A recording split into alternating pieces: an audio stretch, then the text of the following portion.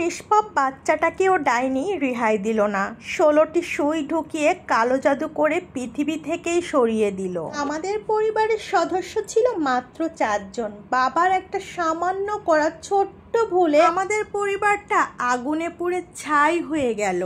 আজও আমরা আগুনের সেই তাপ অনুভব করছি। আমাদের গ্রামের এক তান্ত্রিক ধরনের নারী ছিলেন। তার কাজ ছিল জাদুটোনা করা। অনেকেই তাকে ডাইনি নামেও ডাকতো। গ্রামের বহু মানুষ বিভিন্ন সমস্যা নিয়ে তার কাছে যেত। তান্ত্রিক মহিলা যেমন ভালো ছিল তেমনি ভয়ঙ্করও ছিল বটে। গ্রামের মানুষেরা সাধারণত একটু বেশি কুসংস্কার বিশ্বাস করে। যাদের সন্তান হতো না তারা বিশ্বাস করত তার দেওয়া লতাপাতা ঔষধে গর্ভধারণ করা সম্ভব। সেই বিশ্বাস থেকেই বহু মানুষ তার শরণাপন্ন হতো। একদিন সুস্মিতা নামের এক নারী, যে কিনা ডাইনির সঙ্গে চুক্তিতে আবদ্ধ হন। বহু বছর ধরে সন্তান না হয় সুস্মিতা কালো জাদুর আশ্রয় নিতে বাধ্য হন।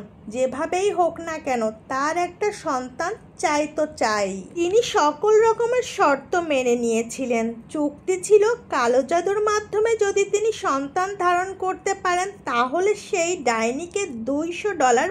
চুক্তি অনুযায়ী কালো জাদু করা হয় এবং কয়েক সপ্তাহের মধ্যেই সুস্মিতা গর্ভবতী হন। কিন্তু গ্রামের মানুষরা এ ব্যাপারে কিছুই জানতো না। এরপর থেকেই সুস্মিতা ধীরে ধীরে নিস্তেজ হয়ে পড়তে থাকেন। পেটে তীব্র যন্ত্রণা কষ্ট পেতে থাকে, এমনকি পাগলের মতো আচরণ করেন। আর পরিবারও বুঝতে পারছিল না আসলে কি হয়েছে সুস্মিতার। একদিকে সুস্মিতার প্রেগন্যান্সি, অন্যদিকে মানসিক ভারসাম্য হারানো। রাতের আধারে সুস্মিতা উলঙ্গ অবস্থায় গ্রামের অলিগলিতে ঘুরে বেড়াতে লাগলো। পরিবার লজ্জায় পড়ে গিয়েছিল। বেঁধে রাখলেও লাভ হতো না। তিনি নিজের শরীরে কামড়িয়ে একেবারে লাল করে ফেলতো, মাংস ছিঁড়ে ফেলতো। একদিন হঠাৎ করে সুস্মিতা নিখোঁজ হয়ে যায়। অনেক খোঁজাখুঁজির পর অবশেষে 3 মাস পর নদীর ধারে পাওয়া গেল সুস্মিতার নিথর দেহ। সুস্মিতার মৃত্যু তার পরিবারকে গভীর শোকের মধ্যে ফেলে দিল। এভাবে সন্তান চাওয়ার আশায় একজন নারীর এমন পরিণতি সত্যি যন্ত্রণাদায়ক বটে, কষ্টেরও। গ্রামের মানুষ আগে বলতো বেশি দিন ধামাচাপা দিয়ে পাপকে রাখা যায় না। সত্যি একদিন না একদিন উন্মোচন হয়। সত্যি সেটা হলো। এবার সত্যিটা গ্রামবাসীর সামনে চলে আসলো। সবকিছুর পিছনে ডাইনির হাতে ছিল সুস্মিতার মৃত্যুর।